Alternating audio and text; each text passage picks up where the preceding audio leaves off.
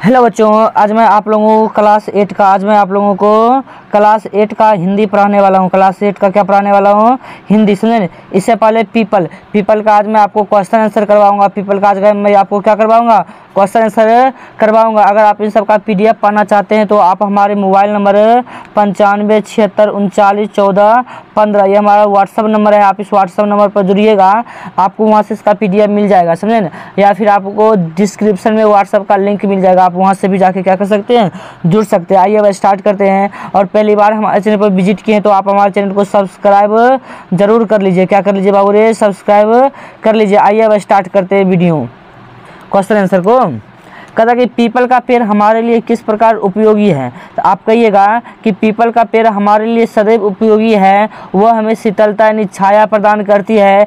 People का पेड़ प्राणियों के लिए प्राण वायु ऑक्सीजन छोड़ता है तथा हमारे द्वारा छोड़ा गया दूषित कार्बन डाइऑक्साइड को क्या करता है? ग्रहण करता है। और आप इसमें लिख सकते हैं कि पीपल का पेड़ बिना किसी स्वार्थ के 24 घंटा हमें ऑक्सीजन देता है और हमसे कुछ भी नहीं मांगता है, समझे। इसीलिए पीपल हमारे लिए बहुत उपयोगी है। देखिए अब अगला क्वेश्चन क्या कहता है, 2 नंबर क्वेश्चन कहता है कैसा वातावरण मिलने पर बुलबुल गाने लगती है? कैसा वातावरण मिलने पर बुलबुल गाने लगती है? कहिएगा जब वर्षा ऋतु आती है तथा शीतल हवा का झोंका पाकर पत्ते हिलने लगते हैं तो बुलबुल का गाना भी सुनाई पड़ने लगता है। अब देखिए 3 नंबर कहता है कि वन्य प्रांत के सौंदर्य का वर्णन कीजिए। वन्य प्रांत के सौंदर्य का क्या कीजिए? वर्णन कीजिए। तो आप कहिएगा वन्य प्रांत का सौंदर्य दर्शनीय है, देखने योग्य है। विविध प्रकार के पेड़ लताएं, झरना, झील और नदियों से बना प्रांत की शोभा मर्म होती है। मर्म होगा, सुनिए, मर्म होती है। चिड़िया का कलवर, मोर का नाचना, हंस की क्रीड़ा, ये सभी जंगल की शोभा को बढ़ाते रहते हैं। अब आइए पाठ से आगे देखते हैं। निम्नलिखित पंक्तियों का भाव अर्थ लिखिए। पंक्ति दिया, इनका भाव अर्थ लिखना है। तो देखिए पंक्ति क्या है। पंक्ति कहता है ऊपर विस्तृत नवनील नील, नीचे वसुधा में नदी झील, जामुन तमाल इमली करील, जल से ऊपर उड़ता मृणाल, फनगी पर खिलता कमल लाल। तो आप इसका भावार्थ में लिखिएगा कि वन प्रदेश में ऊपर नीले नीले आकाश के नीचे धरती पर कहीं नदी तो कहीं झील है। जामुन आदि विविध प्रकार के पेड़ हैं, झीलों में लाल लाल कमल खिले हैं, जिससे वन प्रदेश की शोभा मनोरम हो रही है। अब आइए एक और है, उसको भी भावार्थ लिखना है। कहता है कि है खरे जहाँ पर साल वहाँ से चौपाए चरते नरम घास। चौपाए मतलब 4 पैर वाला जानवर। कहता निर्झर सरिता के आसपास रजनी रात भर रो रो कर चकोर कर देता है रोज भोर, नाचे करते जहाँ है मोर। अब देखिए इसके अर्थ में क्या लिखिएगा आप? इसके अर्थ में आप लिखिएगा कि वन प्रदेश में जहाँ ऊंचे ऊंचे साल और बांस के पेड़ हैं वहीं चौपाया जानवर चरते दिखते हैं। वन प्रदेश में नदी और झरने भी है। रात में चकोर की आवाज़ और दिन में मोर का नाच होते रहता है। अब आइए व्याकरण देखते। क्या देखते हैं? व्याकरण देखते हैं। कहता कि प्रस्तुत पाठ में योजक चिन्ह वाले शब्दों को लिखिए। हमने बहुत लिख दिया, आप कितना याद करिएगा, आप खाली इसको रखिएगा जिसके पीछे योजक चिन्ह पड़ता है। जैसे युग हो गया, नील हो गया। सेम चीज़ के पीछे या सेम प्रोसेस होने के कारण जो समान अंतर रहता है ना बोलने में, समझे, उसके बीच में क्या लग जाता है? योजक चिन्ह लग जाता है। बूंद बूंद, कल कल, छल छल, ढाल ढल, ढल ढल, ढल ढल, गोल गोल, डोल डोल, जब जब, चुन चुन कर, हिल हिल कर, हिल डुल कर, लख लख। और देखिए आगे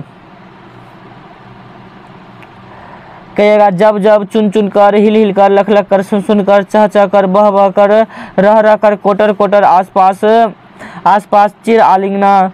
उसके बाद पर्यायवाची शब्द देखिए। तरु मतलब पेड़, तरु का पेड़ कहिएगा। कानन का जंगल कहिएगा। सरिता नदी, वसुधा धरती। और व्यवहारक ये गलत हो गया, कोई बात नहीं, इतना 4 को याद रखिएगा।